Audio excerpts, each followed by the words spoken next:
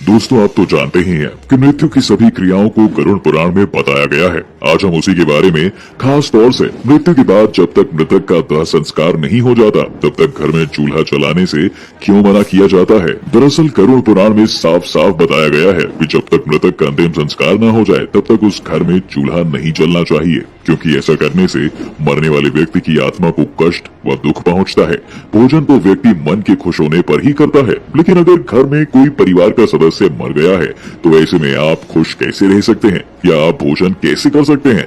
और अगर ऐसे में आप भोजन करते भी हैं तो आपके आसपास मौजूद रहने वाली आत्मा को कष्ट होने का कारण गुस्सा भी आ सकता है, जो आपके घर और आपके परिवार के लिए कोई बड़ा खतरा भी उत्पन्न कर सकता है। इसलिए सभी तरह के खतरों से लोगों को बचाए रखने के लिए गरुड़ पुराण में जब तक मृतक का दाह संस्कार नहीं हो जाता तब तक चूल्हा जलाना निषेध माना गया है। मृतक को दिया जाता है पिंडदान। दूसरी तरफ यह भी कहा जाता है कि जब कोई व्यक्ति मर जाता है तो उसके मरे हुए शरीर को देव तुल्य बताया गया है। ऐसे में उसका सम्मान तभी होगा जब आप उनकी पूरी पूजा क्रिया पूरे विधि विधान से करते हैं। ऐसे में ये सब किए बिना भोजन कैसे कर सकते हैं? अगर आप ऐसा करते हैं तो यह उस देवता समान मृत शरीर का अपमान होगा। बात अगर इसके वैज्ञानिक कारण की करें तो माना जाता है कि किसी भी शरीर की मृत्यु हो जाने पर उल्टी क्रिया शुरू हो जाती है, जिसके बाद शरीर में मौजूद तत्व आपस में क्रिया कर बैक्टीरिया उत्पन्न करने लगते हैं, जो कि दिखाई भी नहीं देते और अपने इसी रूप में पूरे घर में फैलने लगते हैं। ऐसे में भोजन बनाना जरूरी नहीं माना जाता, क्योंकि ऐसा भोजन अशुद्ध और दूषित माना जाता है।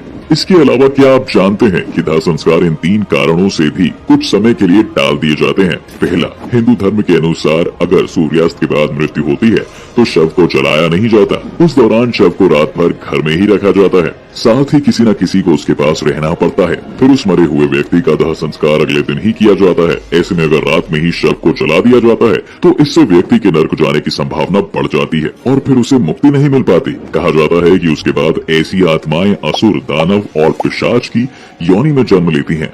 दूसरा, साथ ही अगर किसी मनुष्य की मृत्यु पंचक काल में हुई है तो पंचक काल में शव को नहीं जलाया जाता है। ऐसे में भी जब पंचक काल समाप्त नहीं हो जाता तब तक शव को घर में ही रखा जाता है और किसी न किसी को शव के पास रहना होता है। गरुड़ पुराण सहित कई धार्मिक ग्रंथों में बताया गया है कि यदि पंचक में किसी की मृत्यु हो जाए तो उसके साथ उसी के कुल खानदान में से 5 दूसरे लोगों की मौत भी हो जाती है। इसी डर के कारण लोगों द्वारा पंचक काल को खत्म होने का इंतजार किया जाता है, परंतु डरने वाली कोई बात नहीं है, क्योंकि इसका एक समाधान भी है कि मृतक के साथ आटे, बेसन या सूखी घास से बने 5 पुतले अर्थी पर रखकर इन 5 को भी शव की तरह ही पूरे विधि विधान से अंतिम संस्कार किया जाए। अगर आप भी ऐसे समय में ऐसा करते हैं तो आपके भी परिवार का पंचक दोष अवश्य समाप्त हो जाएगा। तीसरा, अगर कोई मर गया है परंतु उसका दाह संस्कार करने के लिए उनका पुत्र या पुत्री पास नहीं है बल्कि वो कहीं दूर रहते हैं तो ऐसे में उनके आने का इंतजार किया जाता है और तब भी शव को घर में ही रखा जाता है। वह उस समय भी किसी न किसी को शव के पास रहना होता है, क्योंकि कहा जाता है कि पुत्र या पुत्री के हाथों दाह संस्कार होने के बाद ही मृतक की आत्मा को शांति मिलती है, वरना उस व्यक्ति की आत्मा इधर उधर भटकती रहती है, जो कि कभी कभी बड़ा खतरा भी बन सकती है। साथ ही अगर शव को अकेला छोड़ दिया जाए तो उसके आसपास लाल चींटियां या दूसरे कोई नरभक्षी रेंगने वाले प्राणी या पशु आकर शव को खा सकते हैं। इतना ही नहीं, उस शव के आसपास भटक रही बुरी आत्माएं भी उसके शरीर में प्रवेश कर सकती हैं, जिसकी वजह से मृतक के साथ पूरे परिवार को भी कई तरह के संकट का सामना करना पड़ सकता है।